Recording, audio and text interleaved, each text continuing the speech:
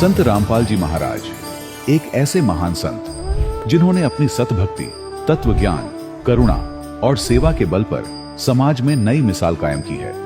संत रामपाल जी महाराज की अगुवाई में उनके सभी सतलोक आश्रमों से समाज कल्याण के अद्भुत कार्यों ने समाज को सुनहरे भविष्य की एक नई उम्मीद दिखाई है।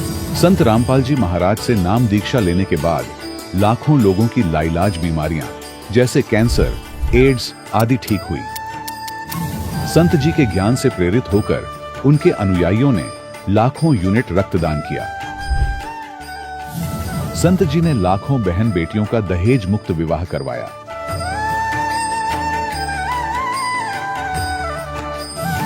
संत जी ने लाखों लोगों का नशा छुड़वाया, करोड़ों उजड़े परिवार बसे। संत जी के आश्रमों में समागम के दौरान निःशुल्क नेत्र चिकित्सा, दंत चिकित्सा प्रदान की जाती है। संत रामपाल जी महाराज द्वारा समय समय पर पर्यावरण संरक्षण के उद्देश्य से बड़े स्तर पर वृक्षारोपण किया जाता है। संत जी ने जरूरतमंदों को तत्काल राहत पहुंचाने के लिए एम्बुलेंस सेवा शुरू की। संत जी अपने अनुयायियों को देहदान के लिए प्रेरित करते हैं, जिससे मानवता की सेवा और चिकित्सा क्षेत्र में सुधार हो सके।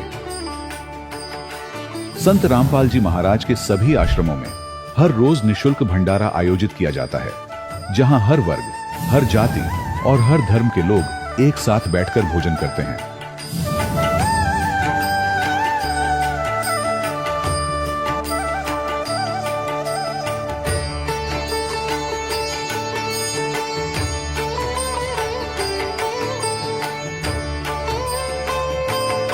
संत रामपाल जी महाराज के आश्रम में हजारों बुजुर्गों को सम्मान और प्यार के साथ जीवन जीने का अवसर मिलता है। उनके खाने, रहने और स्वास्थ्य की पूरी जिम्मेदारी संत रामपाल जी महाराज उठाते हैं। अनाथ बच्चों के लिए संत रामपाल जी महाराज के सभी आश्रम किसी वरदान से कम नहीं। यहाँ उन्हें शिक्षा, संस्कार और भविष्य के लिए बेहतर अवसर प्रदान किए जाते हैं। चाहे बाढ़ हो, भूकंप या महामारी, संत रामपाल जी महाराज और उनके अनुयायी हमेशा ही जरूरतमंदों के लिए सबसे आगे खड़े रहते हैं।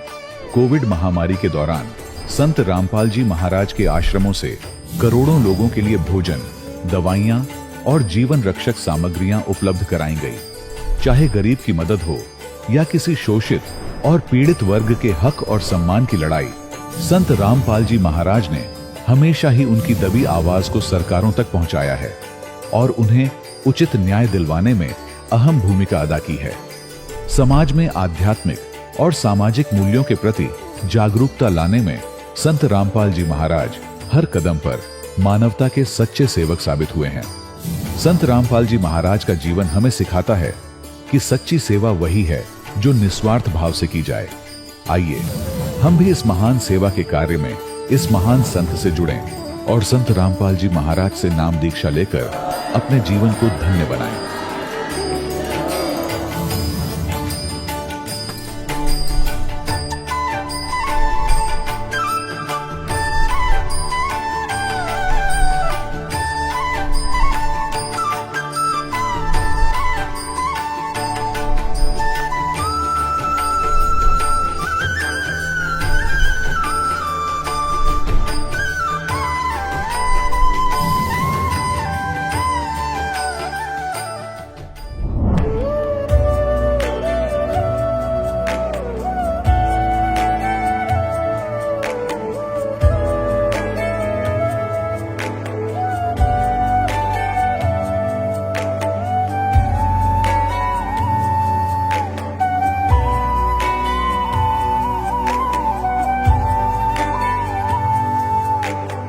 गीता 18 के श्लोक नंबर 62 में भगवान स्वयं कह रहे हैं कि अर्जुन उस परमेश्वर की शरण में जा जिसकी कृपा से परम शांति व शाश्वत स्थान अर्थात सतलोक को प्राप्त होगा।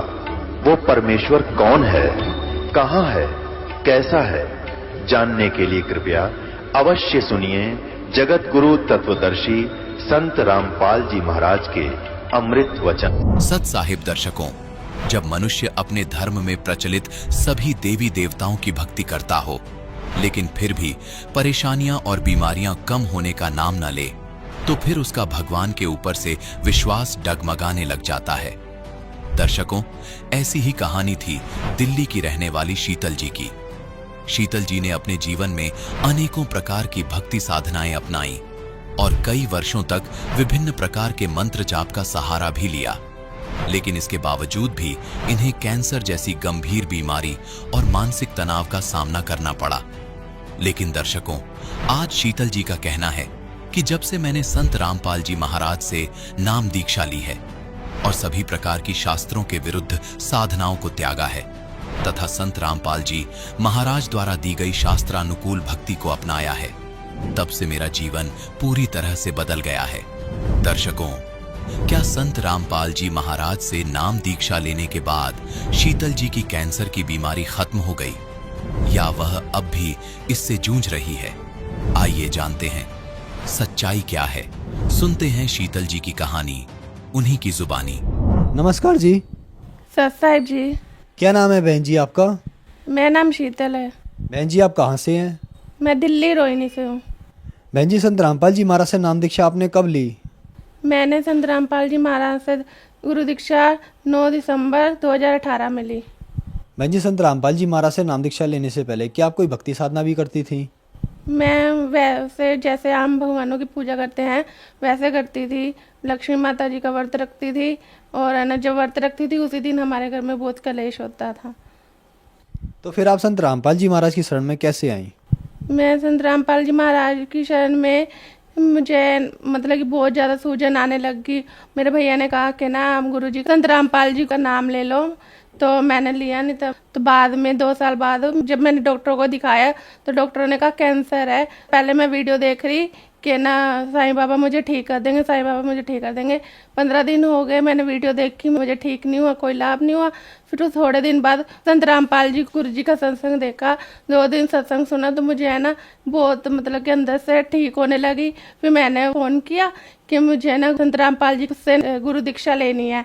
तो उन्होंने कहा कि ना आप कहाँ हूँ? मैंने कहा मैं पंजाब में हूँ, अभी अने घर आई हूँ। तो उन्होंने कहा कि ना आप है ना वहाँ से मैं बताता हूँ। फिर मैं मोगा गई, संत रामपाल जी गुरु जी से नाम दीक्षा ली। बहन जी आपने बताया कि आपको कैंसर था। हमने सुना है कि जो भी श्रद्धालु संत रामपाल जी महाराज से नाम दीक्षा लेते हैं उन्हें बहुत सारे लाभ प्राप्त होते हैं। तो क्या संत रामपाल जी महाराज से नाम दीक्षा लेने के बाद आपको भी कुछ लाभ प्राप्त हुए? मुझे संत रामपाल जी महाराज से गुरु दीक्षा लेने के बाद बहुत ज़्यादा लाभ हुए। मुझे कैंसर था और कैंसर मैं देसी दवाइयाँ खा रही थी और पूजा पाठ कर रही थी, मुझे कोई लाभ नहीं मिला। फिर मैं ऑल इंडिया में गई, उन्होंने कहा कि ना आपकी लास्ट स्टेज है तो आप बचने वाले नहीं, आप 2 दिन की मेहमान हो। फिर मैंने संत रामपाल जी का सत्संग देखा, सत्संग देखने के बाद मैंने गुरु दीक्षा ली। संत रामपाल जी महाराज खुद सपने में आए, कह रहे तेरा इलाज मैं करूँगा, और आज मैं ना यहाँ पर खड़ी हूँ। ये मेरी कैंसर की रिपोर्ट्स है। ये देखो आप, मैं कैंसर की मरीज थी, मुझे डॉक्टरों ने 2-4 दिन का कहा था, मैं ठीक हुई हूँ संत रामपाल जी महाराज से गुरु दीक्षा लेने के बाद। जिस टाइम मुझे कैंसर था मेरी फोटो में देख सकते हो और अब भी मुझे देख सकते हो। बहन जी संत रामपाल जी महाराज से नाम दीक्षा लेने के बाद आपका कैंसर ठीक हुआ और भी लाभ आपको प्राप्त हुए। तो बहुत सारे श्रद्धालु आज आपको देख रहे हैं जो किसी न किसी बीमारी से ग्रस्त हैं। आपको तो बहुत भयंकर बीमारी थी कैंसर, तो वो लोग क्या संत रामपाल जी महाराज से नाम दीक्षा लेने के बाद ठीक हो सकते हैं? हाँ जी बिल्कुल हो सकते हैं वो ठीक। उनको जो भी बीमारी हो वो संत रामपाल जी महाराज की शरण में जाएं और गुरु दीक्षा लें और ठीक होंगे, पक्का होंगे। बहन जी संत रामपाल जी महाराज की शरण में कैसे जा सकते हैं? टीवी पे सत्संग आता है और नीचे पट्टी पे फ़ोन नंबर लिखे होते हैं और आप उनको फ़ोन करके पूछ सकते हो कि नाम दीक्षा कैसे लेंगे, वो सब आपको बता देंगे। संत रामपाल जी महाराज से गुरु दीक्षा लेके अपने सारे रोग, अपने सारे कष्ट मिटा सकते हैं। मैं जीता जागता उदाहरण आपके पास खड़ी हूँ। मैं संत रामपाल जी महाराज से गुरु दीक्षा लेने के बाद मेरा कैंसर ठीक हो गया और आज मैं बची हुई हूँ।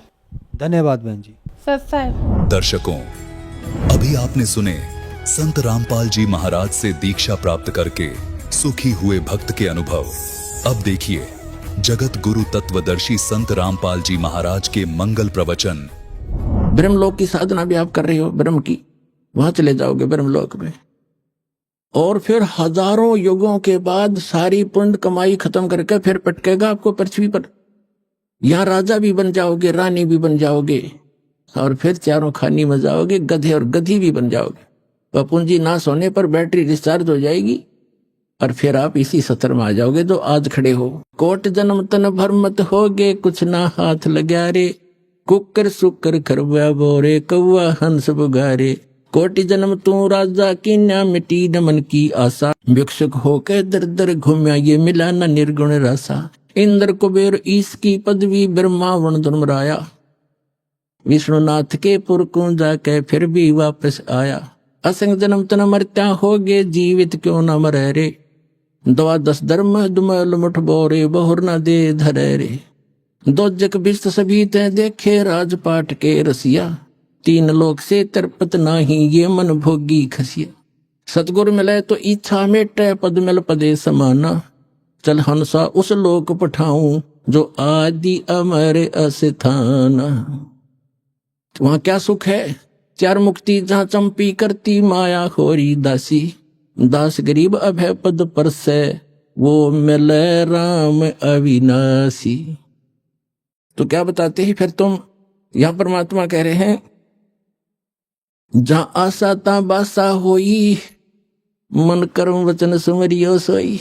जहां आशा होगी अंत समय में, जैसे गीता अध्याय नंबर 8 के श्लोक नंबर 6 में कहा है कि जिस भाव से भावित व्यक्ति अंत समय में रहता है, उसी इष्ट को प्राप्त हो जाता है।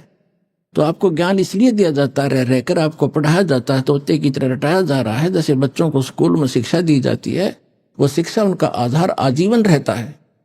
इसी प्रकार आपको ये ज्ञान दिया जाता है, तो अंत समय में ये ज्ञान याद रहना चाहिए आपके। फिर परमात्मा यहां तक दयालु है, अब इनकी दयालुता का हम शब्दों में उनको बता नहीं सकते। क्या कहते हैं, यदि तुम गलती कर भी गए, ऐसे रह गए, यहां पर धक्के तुमने खाने पड़ेंगे। और ये सो और सर जो पिछली पीढ़ी का यू हाथ से निकल गया, फिर तो पछताना ही पड़ेगा। फिर भी कितने दयालु हैं, आपके पुण्य बचा देंगे। शिव मंडल ब्रह्मापुरी, जय विष्णु लोक में हो, हमरे गुण भूले नहीं तो आन छुटाऊं। तो ये कौन से ज्ञान के आधार से, कि यहाँ के लोक में कोई भी सुख अच्छा नहीं है। किसी भी लोक में हम गए हैं, वहां इनके रेस्टोरेंट हैं, ये ठेकेदार हैं, हमारी ही पूंजी का 10% की तब 15% की तब 20-25% ये लेते हैं और अपना गुजारा चला रहे हैं। पुण्य तुम्हारे होते, उन पुण्यों से ये अपना गुजारा करें। ये तो कंट्रैक्टर हैं यहाँ के सभी देव ब्रह्म तक। तो वहां आप चले जाओगे, आपको वहां जाकर भी पता लग गया कि विष्णु लोक या ब्रह्मा लोक में जहां आप रह रहे हो, कि ये तो हम अपनी पूंजी नाश करने आ गए। गुरुजी ऐसे बताते थे, भगवान का दिए ज्ञान को हमने गलती कर दी। वहां भी तरफ से रोगे तो कहते वहां भी पहुंच जाऊंगा मैं और आपको छुटवा के लाऊंगा कि छोड़ो इसको, ये गलती से आ गया।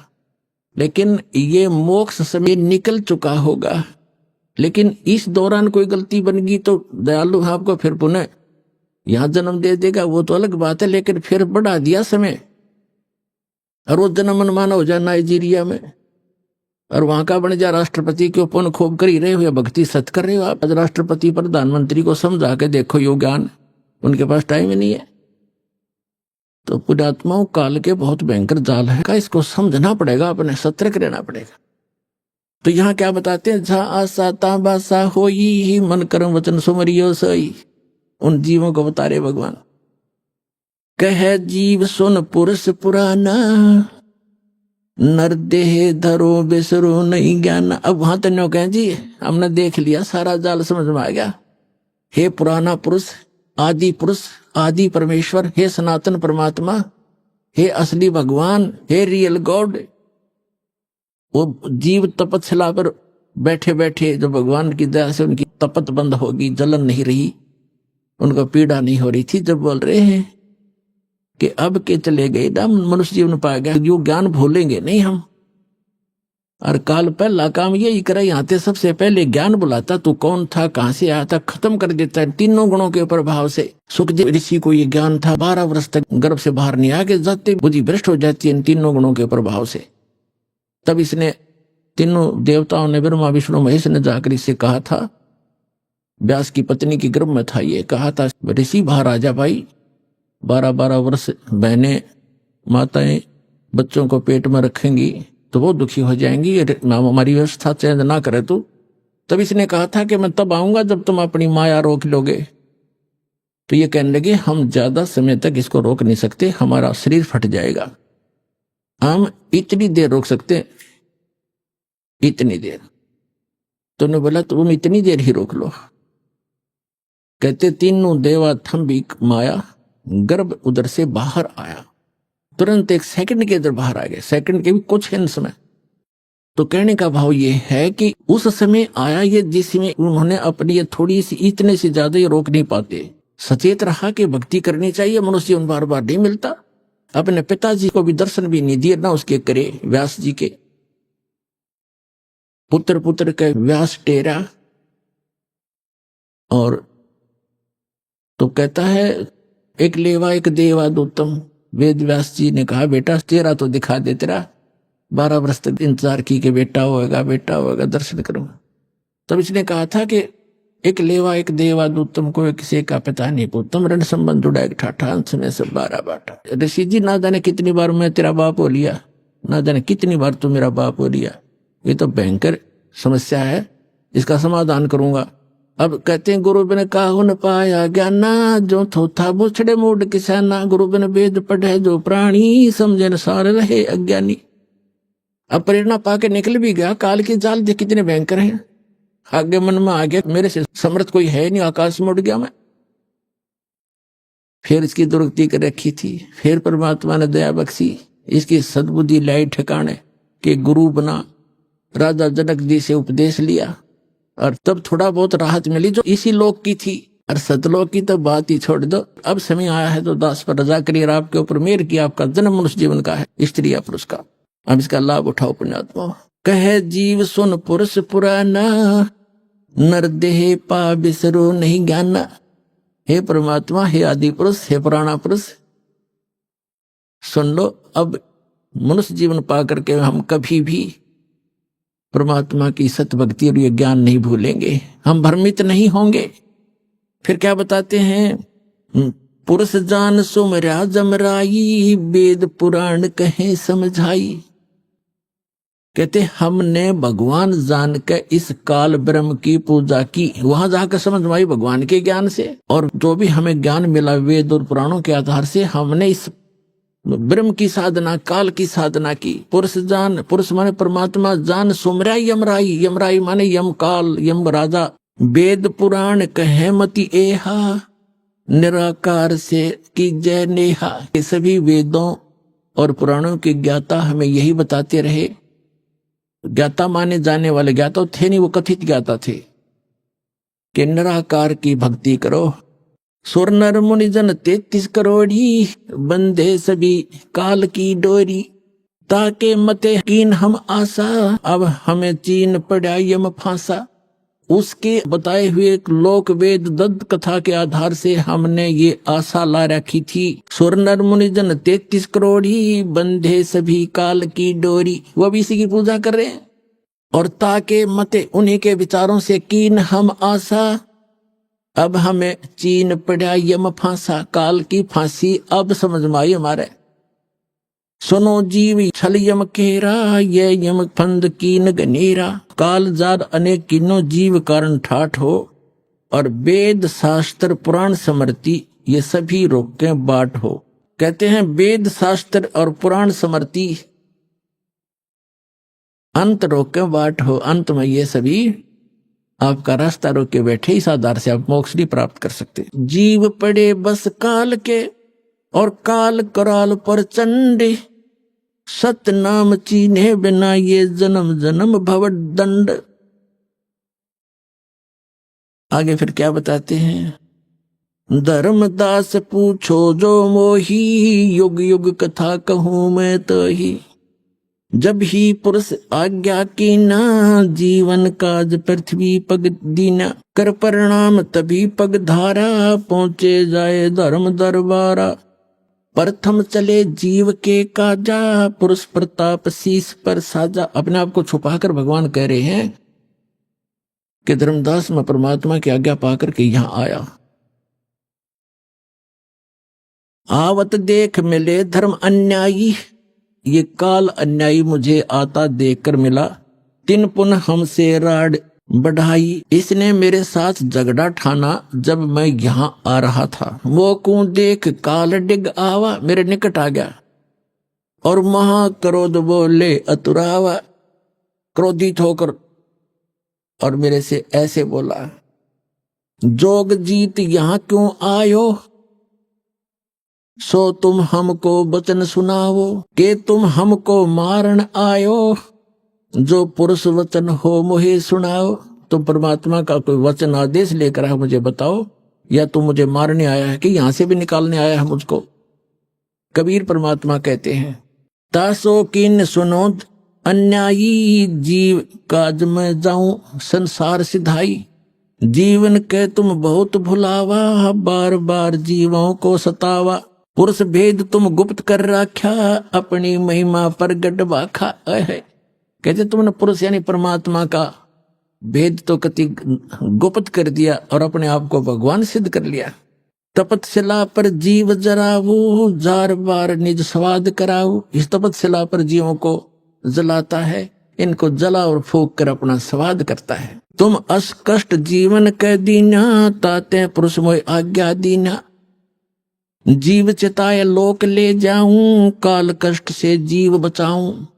इसलिए परमात्मा ने मुझे आज्ञा दी है, या उसके बच्चे बहुत दुखी हो रहे हैं और इनको चिता कर इनको सतर्क करके ज्ञान देकर यहां से निकालूंगा। ताते हम संसार ही जायब और दे परवाना लोक पठाव। इसलिए मैं संसार में जा रहा हूं, उनको सत मंत्र देकर सतलोक भेज दूंगा। अमर करूं सतलोक पठाऊं, ताते बंदी छोड़ कहाऊं, बंदी छोड़ हमारा नामम, अजर अमर है अस्थिर ठामम। यह सुन काल भयंकर भय हूँ, हमको त्रास दिखाए न लगी हूँ। ये सुन के काल भयंकर हो गया और मुझे त्रास दिखाने लगा। काल कहता है, सत्तर युग हम सेवा की नी, राज पुरुष ने मोको दीना। 70 युग मैंने तपस्या की और परमात्मा ने मुझे ये लोक दिया है। मैंने कोई नाच गाकर नहीं प्राप्त किया, अपनी तपस्या से प्राप्त किया है, भगवान ने दिया है। और तू यहाँ कैसे आ गया? 70 युग हम सेवा की नी, ये राज बढ़ाई पुरुष मोहि दीनी। फिर 64 युग सेवा ठायो, अष्टखंड पुरुष मोहि देऊ। तब तुम मार निकारा मोहे, जोग जीत ना छोड़ू तो हे। कहते वहां से तूने हमें मार पीट कर भगा दिया था किसी ब्रह्मांड समेत सतलोक से, अब आप मेरे लोक में क्यों आ गए? मैं तुझे नहीं छोड़ूंगा। परमात्मा क्या कहते हैं कबीर साहब, तब हम कहो सुनो धर्मराया, हम तुम्हारे डर नहीं डराया। तेरे डर से मुझे कोई डर नहीं है। हम कह तेज पुरुष बल आही, अरे काल तब डर मोहे नाही। मेरे पास परमात्मा की दी हुई शक्ति है, तेरा मेरे ऊपर कोई असर नहीं होगा। पुरुष प्रताप सुमरते ही बारा, शब्द अंग ते काल ही सारा। धर्मदास जी को कह रहे मैंने सिमरण किया परमात्मा के दिए ही उस मंत्र का। तत्क्षण दृष्टि ताई पग हेरा, श्याम लाट बह होते ही केरा। जब मैंने सिमरण किया ना, धर्मदास से कह रहे हैं परमात्मा कबीर जी कि मैंने सतनाम का और सौर नाम का सुमरण किया ना, काल का असली चेहरा सामने आ गया। काला शरीर, ओछा माथा, टेढ़ा सा माथा इसका, भयंकर सा। तत्क्षण दृष्टिता पर हेरा, श्याम लाट बहोती केरा। पंख घात जैसे होए पखेरू, ऐसे काल मही पर हेरू। जैसे पक्षी की पंख कट जाती हैं, ऐसे वो काल पृथ्वी के ऊपर गिर गया। और करे क्रोध कुछ नहीं बसाई, तब पुन परे चरण अंतर आई। मेरे ऊपर बड़ा बड़ा क्रोध कर रहा है, जैसे पक्षी के पंख कट जाते हैं, फिर मेरे चरणों को आके पकड़ लिया। कहे निरंजन सुनो हो ज्ञानी, करो विनती तो हे सो। जान बंधु विरोध की नो, घाट बही अब मोहे सो। अब कहते हैं तत्वदर्शी संत रूप में आए हुए जोगजीत, अब मैं आपसे एक विनती करता हूं। मेरे से घाट यानी घटिया कर्म हो गया आपके साथ विरोध करने का। जान बंधु विरोध की ना, घाट बही अब मोहे सो। मैंने आपको भाई जान के आपके साथ तू मैं कर दी, मेरे से गलती होगी। पुरुष सम अब तो ही जानो, नहीं दूजी भावना।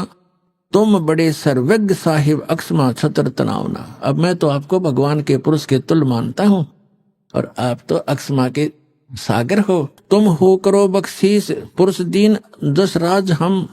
और 16 में तुम ईस ज्ञानी पुरुष सो एक सम, कि आप तो सबसे बड़े भाई हो, हमारे 16 के 16 में, उन 16 में आप बड़े हो, और मुझे माफ कर दो, आपको परमात्मा समान ही मानता हूं, पिता के समान। धर्मराय अश्विनती ठानी, मैं सेवक द्वितीय नहीं जानी, दयावंत तुम साहेब दाता, एति कृपा करो हे ताता। अब मैं आपको थोड़ा सा वो सुनाऊंगा, क्योंकि आज प्रसंग है कि केदारनाथ ये क्यों कैसे बने, ये प्रसंग बीच में रह जाएगा, जो आज जरूरी है। जनता के हरदम ये समावे भी का वहां सर्वनाश हो चुका है। थोड़ा सा बता के फिर आगे कथा सुनाता हूं। कहते हैं फिर काल ने क्या कहा, सतयुग त्रेता द्वापर माही, तीनों युग जीव थोड़े जाई, चौथा युग जब कल युग आवे, तब तो शरण जीव बहु जावे, ऐसा वचन हर मोह दीजे, तब संसार गमन तुम कीजे। कबीर साहब परमात्मा कहते हैं, बिनती तोर लीनी मैं जानी, मोह क्यों ठगे काल अभिमानी, जस बिनती तुम मोह संग कीनी, सो हम बख्श मैं तो हे दीनी, चौथा युग जब कल युग आवे, तब हम अपना अंश पठावे। चौथा युग जब कल युग होगा, कहते हैं वहां अपना अंश भेजेंगे। ये दास भेज रखा पुण्यात्मा, आज ये याद रख लियो।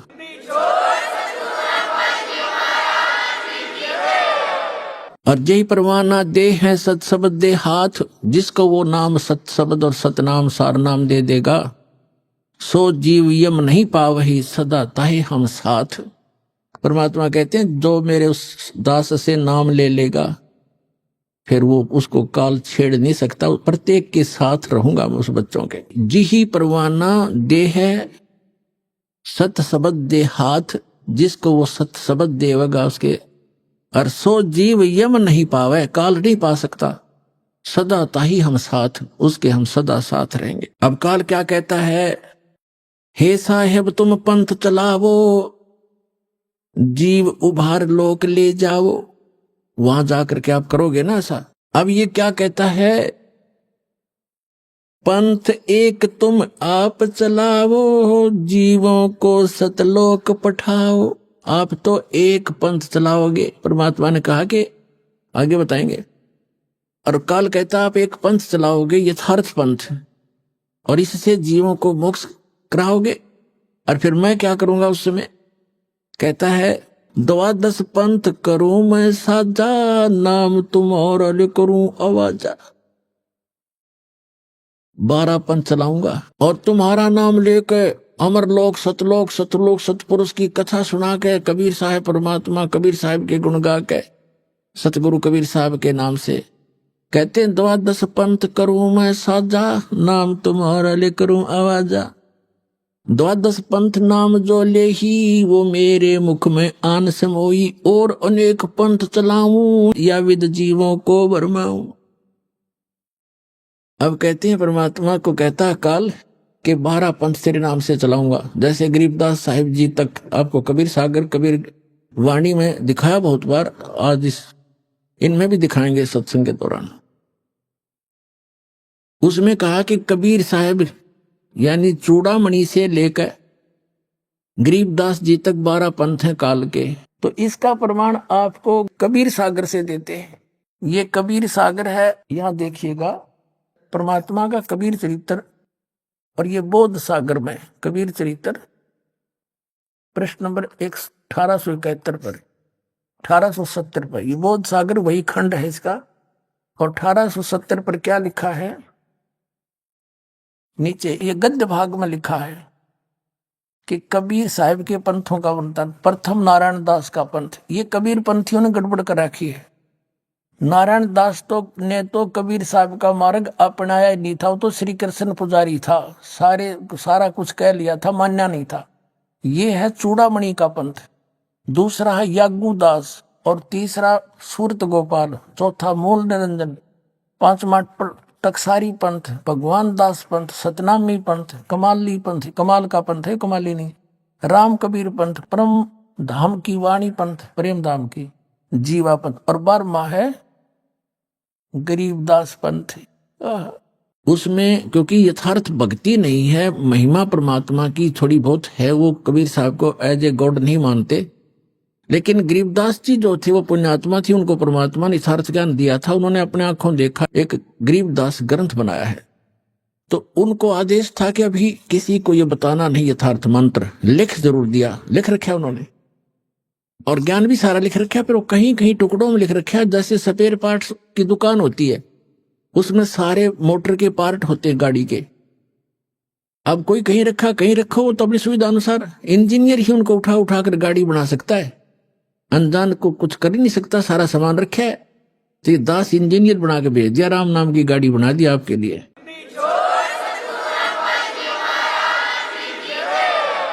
इन सदग्रंथों रूपी जेन्युइन जनरल स्टोर से इन पार्ट्स को उठा उठा के वो वास्तविक गाड़ी जो बनती है राम नाम की, वो बना दिया आपके लिए।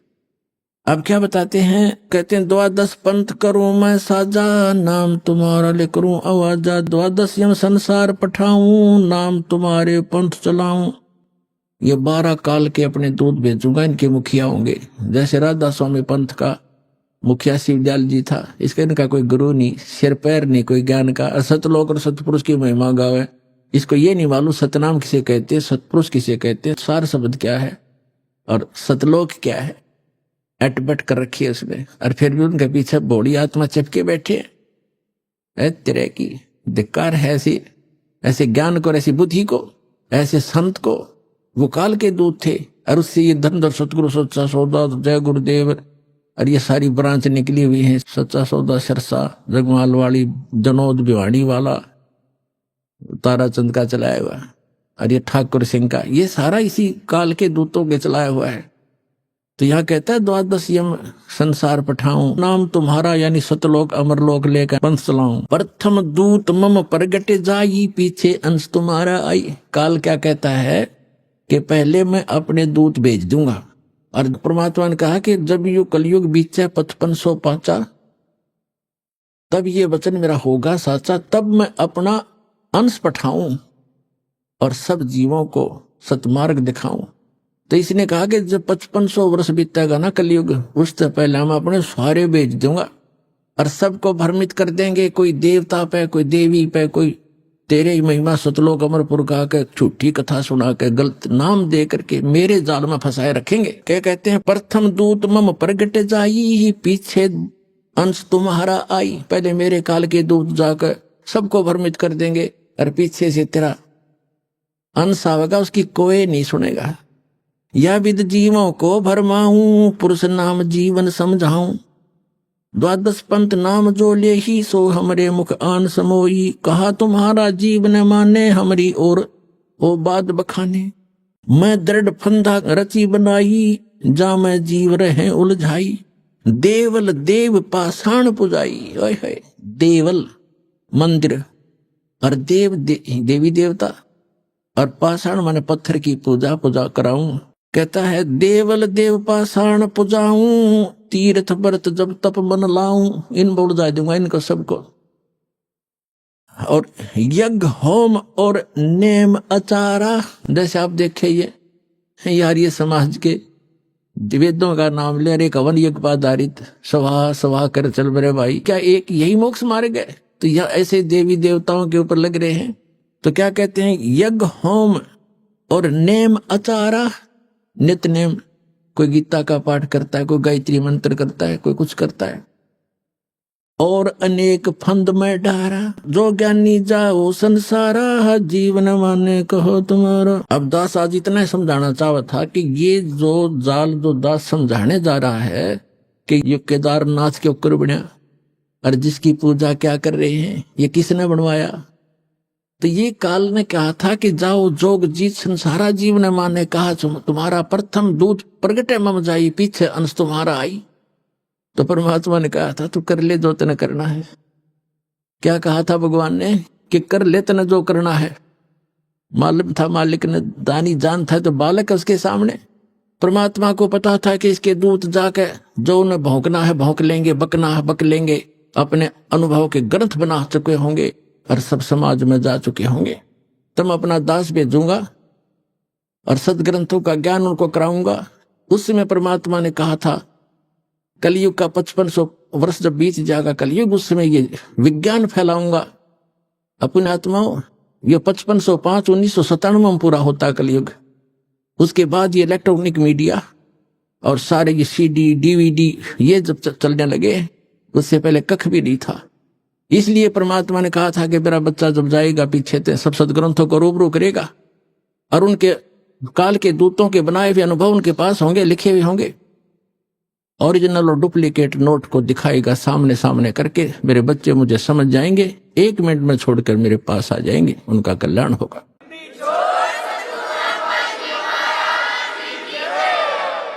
अब इसने क्या जुल्म कर रखा है, जैसे दास ने बताया, और आपने इतिहास पढ़ा भी, हिमालय तीर्थ नामक पुस्तक में आचार्यों शंकराचार्यों द्वारा रची हुई है, केदारनाथ के द्वारा, उस सोसाइटी समिति के द्वारा प्रकाशित है, लिखी हुई है। इसमें कहा कि एक नर और नारायण नाम के 2 भगत थे और वो तपस्या कर रहे थे शिव जी की। वो करें किसकी, तो कर ही रहे थे, भक्ति आके खड़ा हो गया, यू काल आ गया शिव रूप धारण करके और उनके मन में प्रेरणा कर दी। उन्हें जो मांगा वही बता दिया। वहां एक पत्थर का लिंग खड़ा कर दिया, अगले पूज लियो इसने बता। अब उस केदारनाथ बना के धर दिया। उस काल ने एक मंदिर, एक जादूगर बना देता है, छोटी मोटी रचना।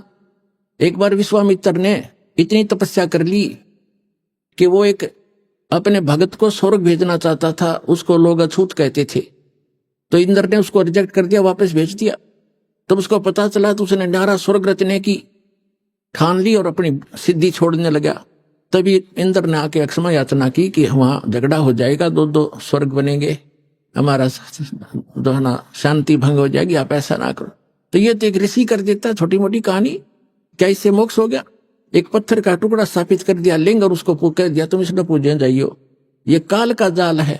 उसके बाद क्या हुआ, आगे कथा सुनाते हैं, ये कैसे छल करता है जीव के साथ।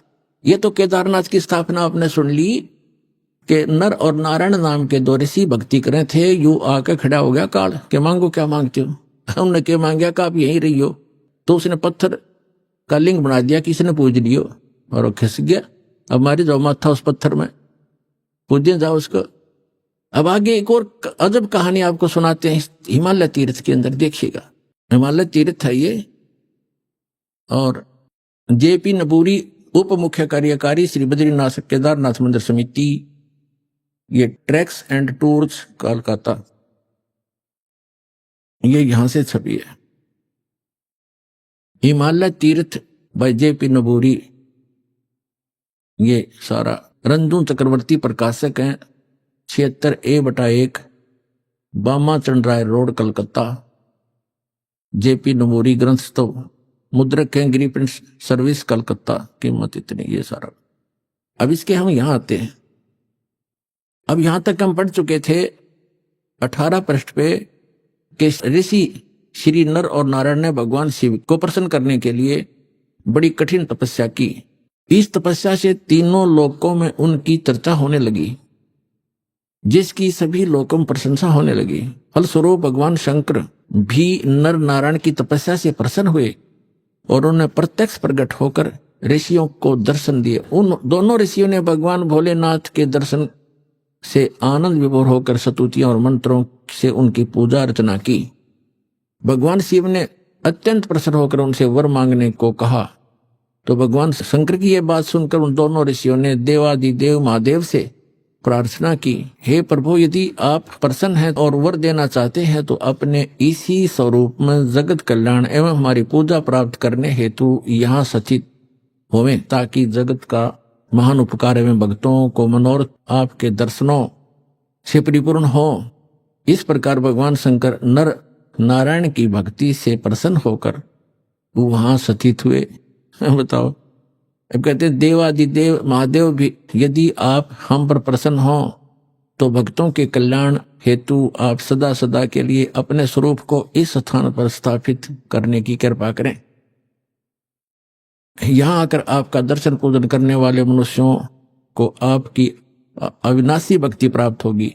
ऋषियों की प्रार्थना सुनकर भगवान शिव ने ज्योतिर्लिंग के रूप में वहां वास करना स्वीकार किया। भगवान शिव से वर मांगते हुए नर और नारायण ऋषियों ने इस ज्योतिर्लिंग और इस पवित्र स्थान के विषय में जो कुछ कहा हुआ है अक्सर से सत्य है।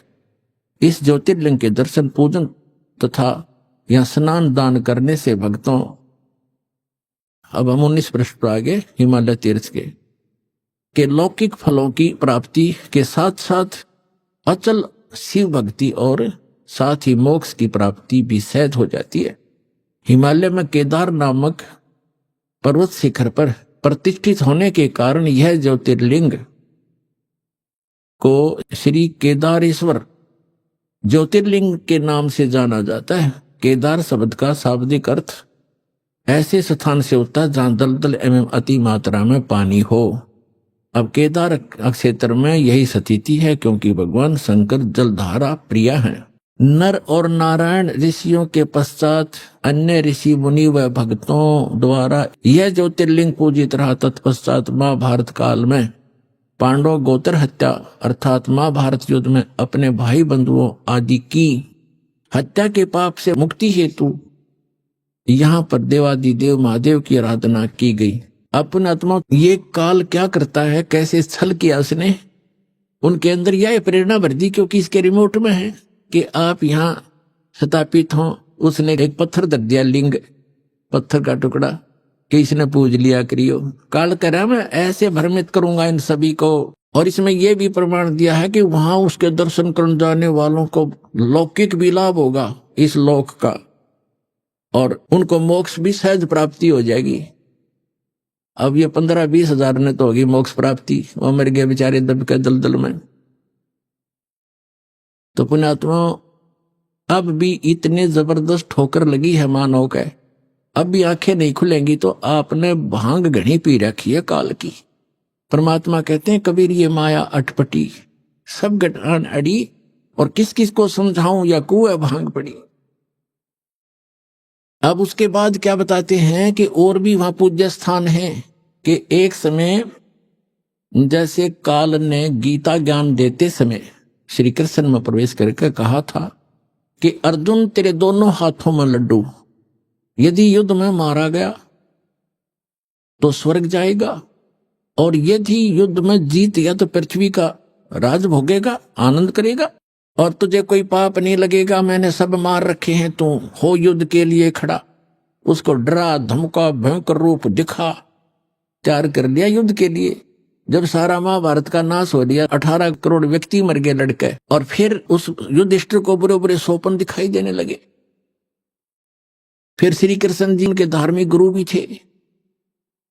दूसरे अध्याय के 7वें श्लोक में अर्जुन स्वयं स्वीकार करता, आप हमारे गुरु हो, मैं आपकी शरण हूं, हमें जो यथार्थ ज्ञान हो वही बताइएगा। जब श्री कृष्ण जी के अंदर काल नहीं था, जब दोबारा उनसे समाधान पूछने गए भाई की स्थिति क्यों होगी ऐसी, तब श्री कृष्ण जी ने बताया कि जो तुमने महाभारत में बंदूकघात किए थे, सेना मारी थी, वो दुख वो पाप तुम्हें दुखी कर रहा, उसके लिए यज्ञ करो।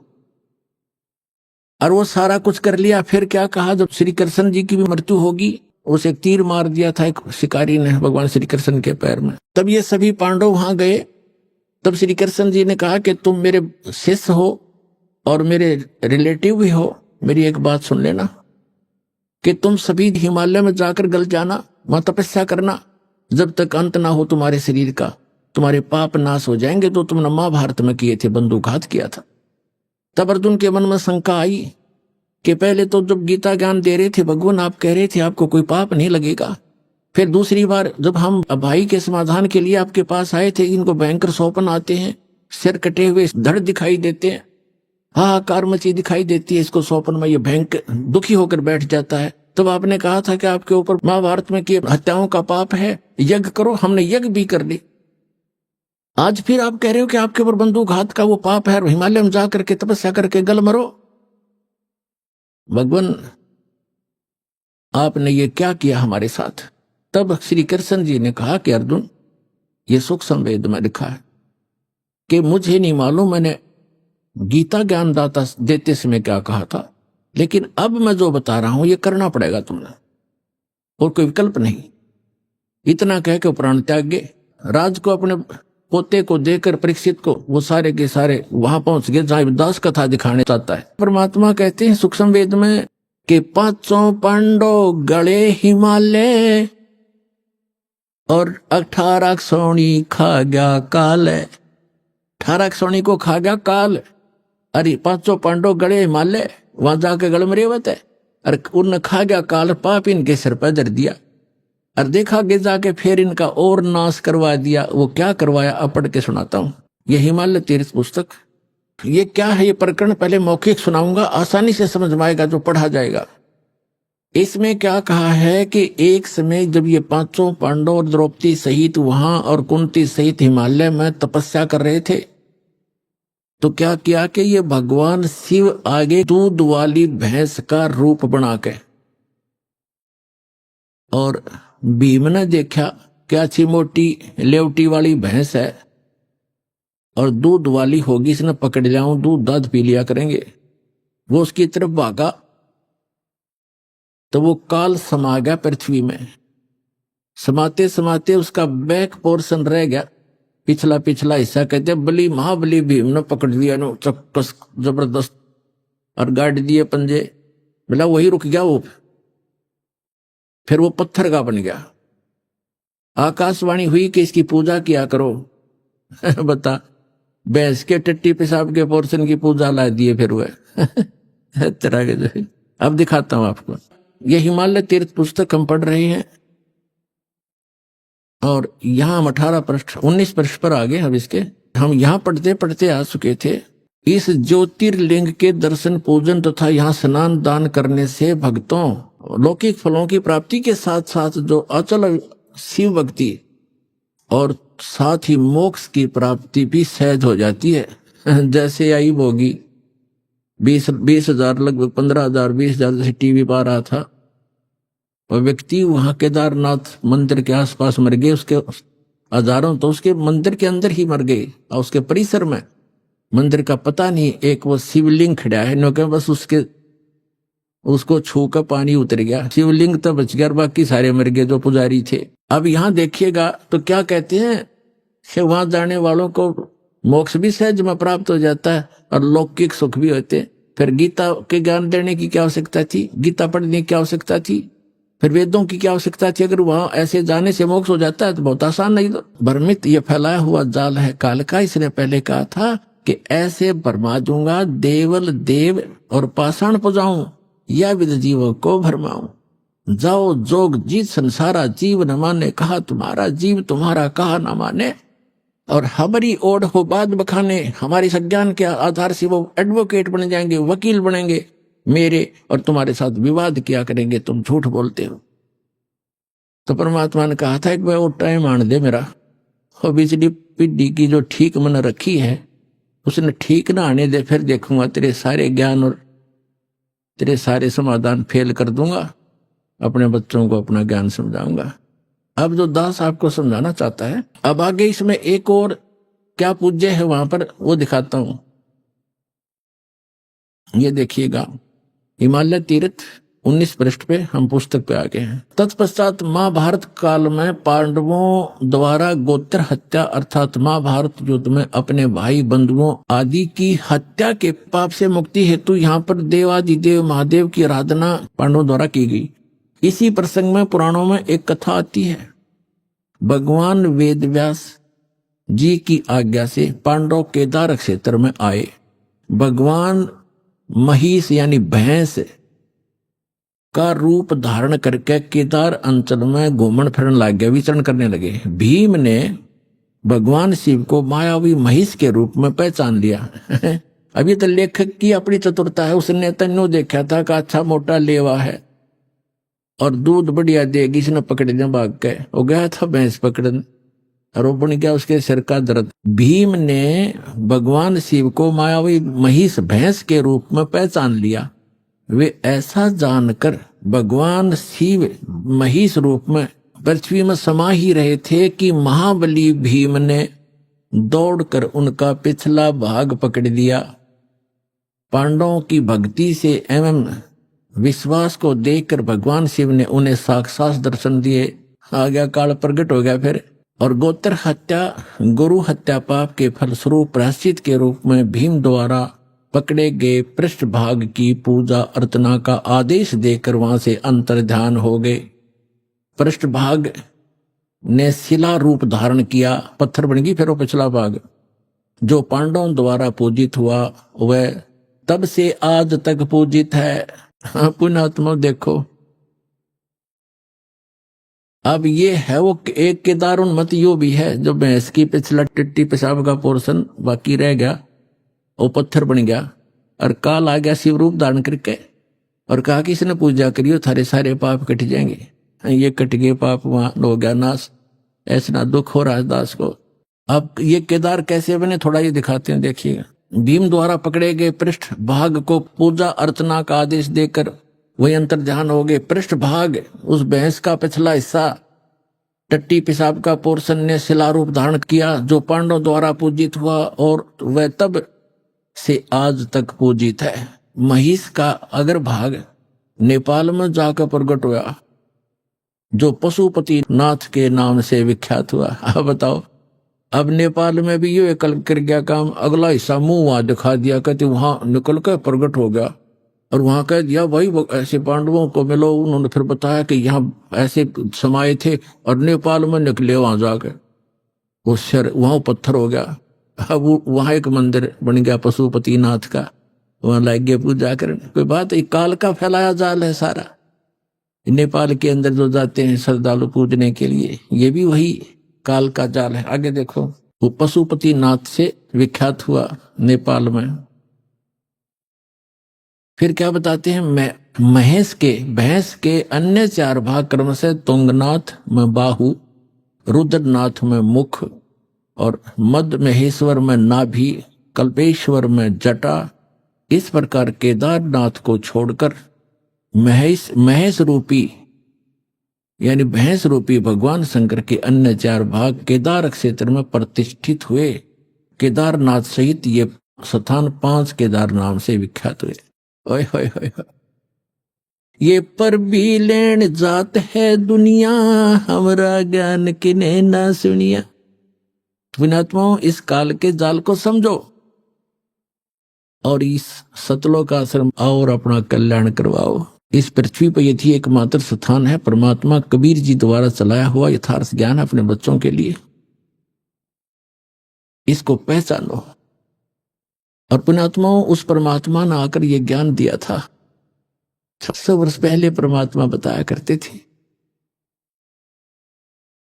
और क्या कहा करते थे, धर्मदास ये जग बोरा ना, कोई न जाने पद निर्वाणा।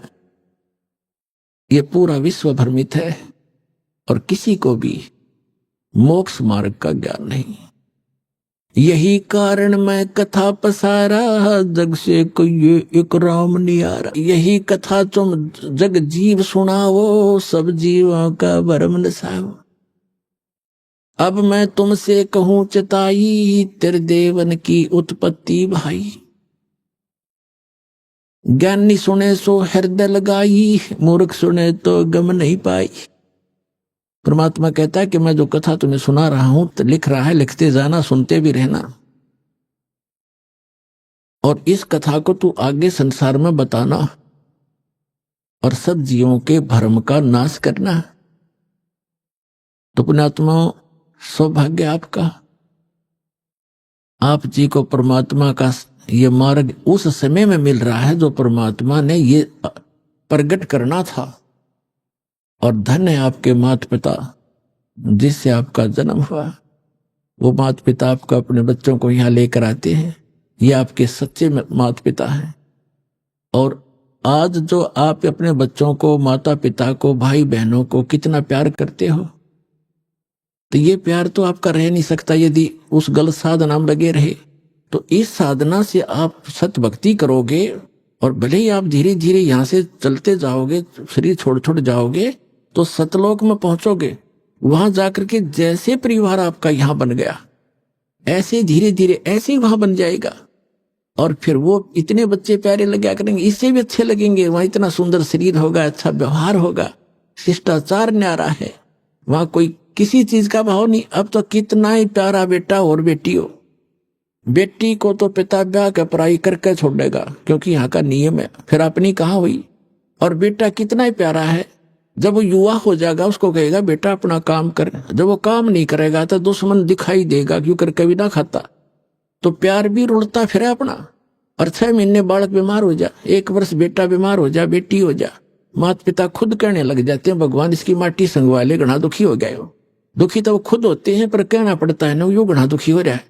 इसी प्रकार माता पिता 6 महीने दुखी हो जा, दरंग मार जा, टट्टी पेशाब धोना पड़ जा, पुत्र वो दूर बेटा तो जल्दी हाथ खड़े करया करे। तो यो प्यार यहाँ का नकली है भाई, सथाई नहीं है। ठीक है, ममता और ये शिष्टाचार यहाँ भी हमने बनाए रखना पड़ेगा, और इस भक्ति से फिर आपको ऐसे अटैक नहीं होंगे। अभी आपने सुने संत रामपाल जी महाराज के मंगल प्रवचन। आइए अब सुनते हैं संत रामपाल जी महाराज से नाम दीक्षा लेकर सतभक्ति करके अद्भुत लाभ प्राप्त करने वाले अनुयायी के विचार। दर्शकों, क्या हो जब मनुष्य अपने धर्म में सुखदायक बताई जाने वाली सभी प्रकार की प्रचलित साधनाएं करता हो, लेकिन फिर भी उसके जीवन में न तो आत्मिक शांति हो और न ही शारीरिक सुख हो। दर्शकों, कुछ ऐसी ही कहानी थी पंजाब के रहने वाले कुलवंत जी की। कुलवंत जी ने अपने जीवन में अनेकों प्रकार की भक्ति साधनाएं अपनाई। इन्होंने मंदिरों में जाकर पूजा की, व्रत उपवास रखे, तीर्थ यात्राएं की और सत्संगों में भी गए। लेकिन इतना सब करने के बावजूद भी न तो इन्हें कोई शारीरिक सुख मिला और न ही मानसिक शांति मिली। दर्शकों, सुख और शांति के लिए कुलवंत जी ने 12 वर्षों तक राधा स्वामी पंथ में बताई जाने वाली भक्ति भी पूरी निष्ठा के साथ की, पर अफसोस वहां से भी इन्हें कुछ नहीं मिला। लेकिन दर्शकों, आज कुलवंत जी का कहना है कि जब से मैंने संत रामपाल जी महाराज की शरण ग्रहण की है, तब से मेरी जिंदगी पूरी तरह से बदल गई है। दर्शकों, आखिर कुलवंत जी ऐसा क्यों कह रहे हैं? आखिर कुलवंत जी ने राधा स्वामी पंथ को छोड़कर संत रामपाल जी महाराज की शरण क्यों ग्रहण की? आखिर इसके पीछे की सच्चाई क्या है? सुनते हैं कुलवंत जी की कहानी उन्हीं की जुबानी। सर, क्या नाम है आपका? कुलवंत दास। कहाँ से आए हैं आप? मंडी गोविंदगढ़। कुलवंत जी क्या काम करते हैं? कारपेंटर दा। सर, संत रामपाल जी महाराज से नाम दीक्षा लेने से पहले आप क्या भक्ति साधना करते थे? सर जी, मैं राधा स्वामी पंथ से जुड़ा हुआ था, उनसे नाम दीक्षा ली हुई थी। 12 साल नाम दीक्षा ली हुई। सर, आप 12 साल तक राधा स्वामी पंथ में रहे हैं, उसके बाद आप संत रामपाल जी महाराज जी की शरण में कैसे आए? सर जी, उधर मेरा मन टिकिया नहीं था इन्ना जिकना संत रामपाल जी महाराज जी शरण ਵਿੱਚ ਆਉਣ ਤੇ टिकिया। उधर मन ਨੂੰ ਤਸੱਲੀ नहीं थी, मन ਦੀਆਂ ਟੈਨਸ਼ਨਾਂ बहुत ਸੀਗੀਆਂ ਤੇ कोई लाभ नहीं ਮੈਨੂੰ दिखा उधर। सर, जब आप सतलोक आश्रम में पहुँचे तो कैसा लगा आपको? वहाँ तो ऐसे लगता था जैसे हम स्वर्ग में आ गए या परमात्मा के लोक च आ गए, भी इधर का सब कुछ भुल गए। संत रामपाल जी महाराज से नाम दीक्षा लेने के बाद आपको क्या अनुभव हुए, क्या लाभ हुए आपको? सर जी, संत रामपाल जी महाराज जी से नामदान लेने से बाद एक तो मेरी दिमागी टेंशन जो थी वो ख़त्म हो गई, जो आर्थिक स्थिति थी वो सुधर गई। यही लाभ हुए। सर, संत रामपाल जी महाराज जी के बारे में ये कहा जाता है कि वो अन्य संतों की निंदा करते हैं, क्या आप इस बात से इत्तेफाक रखते हैं? नहीं जी, वो बिल्कुल निंदा नहीं किसी की करते, वो तो बल्कि सच्चाई बता रहे हैं लोगों को। सर, क्या आपको पता है कि गुरु नानक देव जी एक मंत्र का जाप करते थे जिसको 2 अक्षर कहते हैं? जैसा कि गुरु नानक देव जी की वाणी है कि सोई गुरु पूरा गावे जो 2 अक्षर का भेद बतावे। सर, क्या संत रामपाल जी महाराज जी भी वही भक्ति साधना अपने श्रद्धालुओं को देते हैं जो गुरु नानक देव जी जाप करते थे? बिल्कुल जी, वही देते हैं जो गुरु नानक देव जी, गुरु रामपाल जी महाराज जी ने ग्रंथों च ते अपने गीता च सारे च सिद्ध किया कि ये 2 अक्षर का मंत्र है, इसका जाप गुरु नानक देव जी ने किया, वही जाप वो देते हैं। सर, आप भगत समाज से क्या प्रार्थना करना चाहेंगे? भगत समाज से यही अर्ज है कि संत रामपाल जी महाराज जी के अपने नामदान लो और नामदान लेके अपना कल्याण कराओ। सर, बहुत बहुत धन्यवाद। सत्य।